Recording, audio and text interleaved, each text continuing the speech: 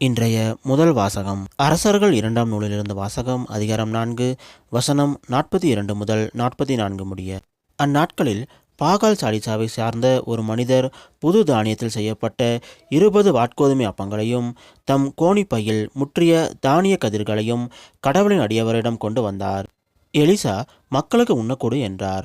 அவருடைய பணியாளன், இந்த 400 பேருக்கு இதை நான் எப்படி பரிமாறுவேன் என்றான். அவரோ, இவற்றை மக்களுக்கு உண்ணக்கூடு, ஏனெனில் உண்ட பின்னும் மீதி இருக்கும் என்று ஆண்டவர் கூறுகிறார் என்றார். அவ்வாறே அவன் அவர்களுக்கு பரிமாற அவர்கள் உண்டனர். ஆண்டவரது வாக்கின்படி மீதியும் இருந்தது. இது ஆண்டவர் வழங்கும் அருள்வாக்கு. இறைவா உமக்கு நன்றி. இன்றைய 2ஆம் வாசகம் திருத்தூதர் பவுல் எபேசியருக்கு எழுதிய திருமுகத்திலிருந்து வாசகம். அதிகாரம் 4 வசனம் 1 முதல் 6 முடிய. சகோதர சகோதரிகளே, ஆண்டவர் பொருட்டு கைதியாக இருக்கும் நான் உங்களை கெஞ்சி கேட்கிறேன். நீங்கள் பெற்றுக்கொண்ட அழைப்புக்கு ஏற்ப வாழுங்கள். முழு மனத்தாண்மையோடும் கனிவோடும் பொறுமையோடும் ஒருவரை ஒருவர் அன்புடன் தாங்கி அமைதியுடன் இணைந்து வாழ்ந்து தூய ஆவி அருளும் ஒருமைப்பாட்டை காத்துக்கொள்ள முழு முயற்சி செய்யுங்கள். நீங்கள் ஒரே எதிர்நோக்கு கொண்டு வாழ அழைக்கப்பட்டிருக்கிறீர்கள். ஒரே எதிர்நோக்கி இருப்பது போல உடலும் ஒன்றே, தூய ஆவியும் ஒன்றே. அவ்வாறே ஆண்டவர் ஒருவரே, நாம் கொண்டுள்ள நம்பிக்கை ஒன்றே, திருமுழுக்கு ஒன்றே. எல்லாருக்கும் கடவுளும் தந்தையுமானவர் ஒருவரே. அவர் எல்லாருக்கும் மேலானவர், எல்லார் மூலமாகவும் செயலாற்றுபவர், எல்லாருக்குள்ளும் இருப்பவர். இது ஆண்டவர் வழங்கும் அருள்வாக்கு. இறைவா உமக்கு நன்றி. இன்றைய நற்செய்தி புனித யோவான் எழுதிய நற்செய்தியிலிருந்து வாசகம். அதிகாரம் 6 வசனம் 1 முதல் 15 முடிய. அக்காலத்தில் இயேசு கலிலேய கடலை கடந்து மறுக்கரைக்கு சென்றார்.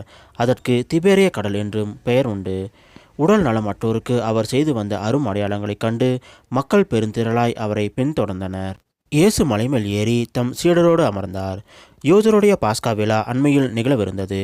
இயேசு நிமிர்ந்து பார்த்து மக்கள் பெருந்திரளாய் அவரிடம் வருவதைக் கண்டு, இவர்கள் உண்பதற்கு நாம் எங்கிருந்து அப்பம் வாங்கலாம் என்று பிலிப்பிடம் கேட்டார். தாம் செய்ய போவதை அறிந்திருந்தும் அவரை சோதிப்பதற்காகவே இக்கேள்வியை கேட்டார்.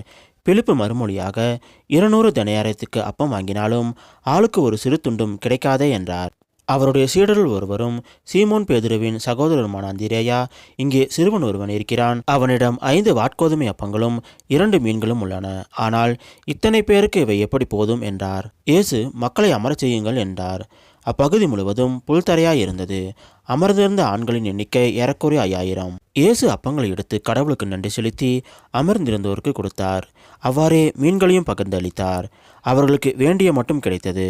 அவர்கள் வயிறார உண்டபின் ஒன்றும் வீணாகாதபடி எஞ்சிய துண்டுகளை சேர்த்து வையுங்கள் என்று தம் சீடரிடம் கூறினார்.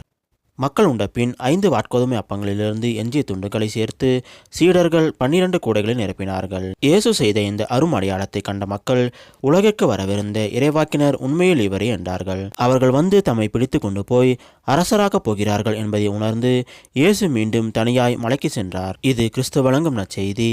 கிறிஸ்துவே உமக்கு புகழ்.